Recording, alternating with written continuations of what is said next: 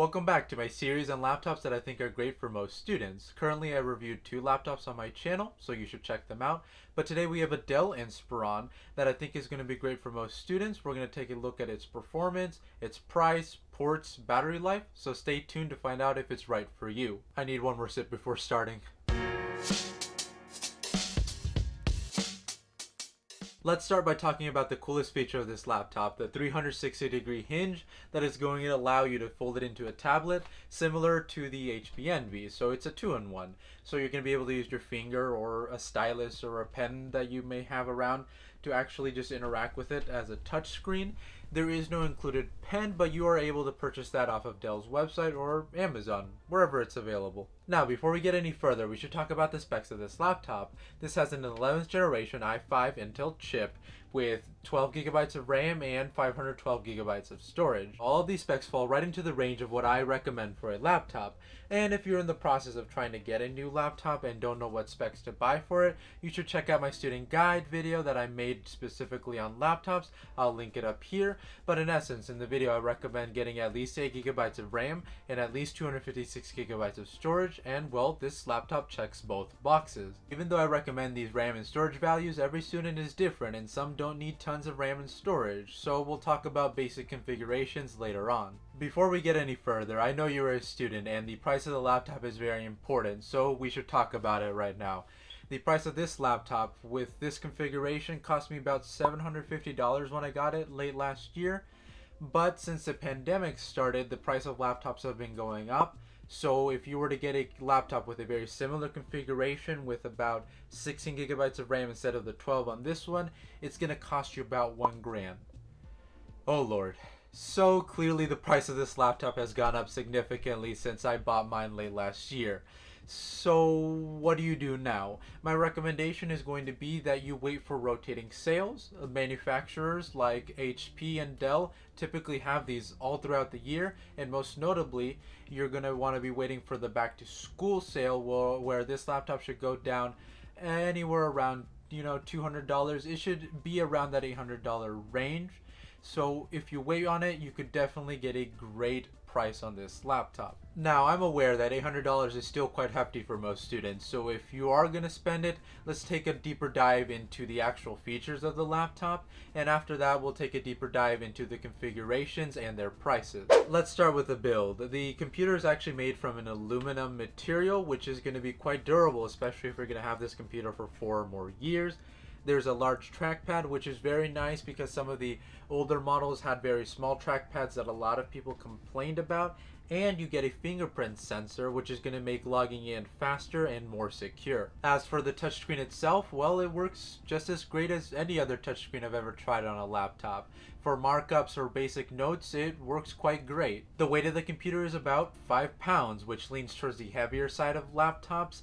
And as always, I'm going to recommend that you go to a store like Best Buy and that you try it out for yourself. Try out the keyboard, the screen, everything about it, and see if you actually enjoy it. Because, well, you don't want to splash $800 on something you don't enjoy. The battery life of this configuration is about 8 to 9 hours through my normal use, which is honestly quite good. It's not as great as the MacBook Air, for example, which is around that 13-hour range, but it has like a larger screen, and this one's 15.6 inch. Meanwhile, the MacBook Air is a 13-inch screen, so because of the larger size, it makes sense, and we're gonna let them get away with it. Now, after reading another review on this laptop, the main complaint was that when the laptop is in tablet mode, it's quite bulky and not that easy to use. And honestly, I kind of agree with them. But I'm going to assume that most students are going to have a surface like a table in front of them where they can actually lay the computer onto. So I think you're going to be fine in that department. And if you don't want a touchscreen, there is a Dell Inspiron version that has no touchscreen that you can look into. Now, after I bought this laptop, Dell decided to update the design of the laptop, so thank you, Dell, for not letting me enjoy that. So there are 2 main changes from this laptop to the new one. Number 1 being that the actual trackpad is shifted to the center as opposed to being shifted to the left. and there is no longer a numpad on the new version. Now let's talk about the processor, which is very important since you need to get work done as a student. So this configuration has the Intel i5 11th generation processor, which is going to be great for most basic tasks like web surfing and opening up the Office suite. Now earlier I suggested that the $1,000 option had an Intel chip. Well, in reality, it has a Ryzen 5 4000 series processor that has 2 more processing cores. Now, 2 more cores does not mean you're going to get a crap ton more performance, but it does mean 2 big things, especially because of Ryzen's new architecture. Number 1, it's faster. Like, come on, that's like the number 1 thing you want. And number 2, it consumes less power, which means you get a longer battery life than this version. The performance and battery life are the 2 most important things when it comes to a computer, above RAM and storage, because you need to take this laptop on the go and you don't want it slowing down, and Ryzen can do this for you better than Intel. I know I just went on a rant about how Ryzen is better than Intel, but if you happen to find an Intel configuration at a great price, go ahead and buy it. You are unlikely to be disappointed. As for graphics, this computer comes equipped with Iris Xe graphics, which are decent enough graphics.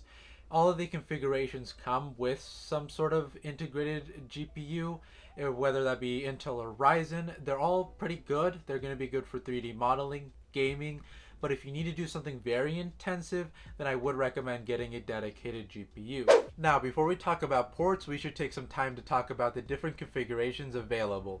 Like I said earlier, Dell has smaller screen sizes and larger screen sizes. I think that most students at the very max are going to want the 15-inch screen size, but I think the majority are going to lean towards the 14-inch version or the 13-inch version just because they're a lot more portable, and well, we're students, we're on the go, right? So let's talk about those configurations, both with the specs I recommended around that range and the basic configurations, which is their cheapest version right now. Let's start with the 15-inch version. For 12 gigabytes of RAM and 512 gigabytes of storage, the cost is $999. And for 8 gigabytes of RAM and 256 gigabytes of storage, the cost is $909. Both of these laptops have Intel i5 processors. Now let's take a look at the 14-inch model. The basic configuration costs $800 for 8 gigabytes of RAM, 256 gigabytes of storage, and a Ryzen 5 4000 series processor.